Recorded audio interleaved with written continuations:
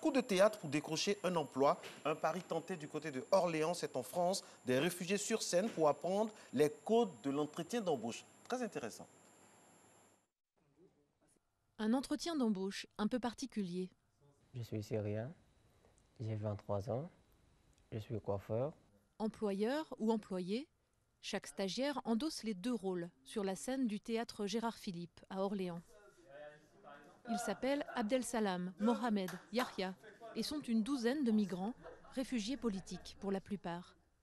Ils participent à un stage de théâtre adapté à la recherche d'emploi et financé par la région.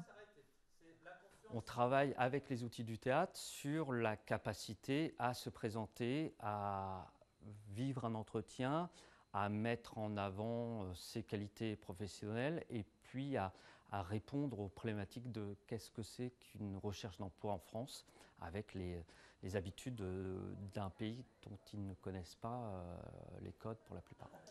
Les stagiaires pratiquent aussi des exercices plus classiques de comédiens, comme l'art d'articuler avec un crayon dans la bouche. Faire des exercices, par exemple, les yeux fermés, c'est son rapport individuel au danger extérieur, mais c'est aussi est-ce que je suis en mesure à nouveau de refaire confiance à quelqu'un. L'idée n'est pas de gommer leur histoire, c'est de pouvoir s'appuyer aussi sur leur savoir-être, leur savoir-faire, leur savoir tout simplement, de leur pays d'origine, de leur formation d'origine. C'est aussi leur rappeler qu'ils peuvent être fiers de ce qu'ils sont. Les expériences professionnelles étaient très bien exprimées, pas de problème. Place ensuite au cours de français avec Ophélie. Je suis arrivée, c'est du présent ou du passé?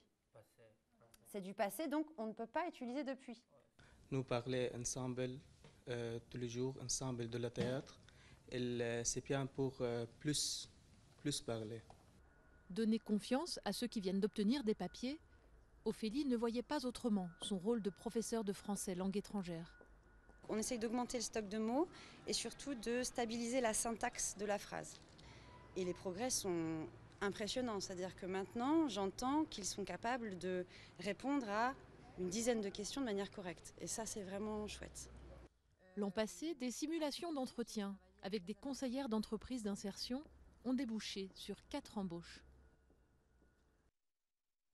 De bonnes indications pour des demandeurs d'emploi et pour bien s'insérer dans le milieu.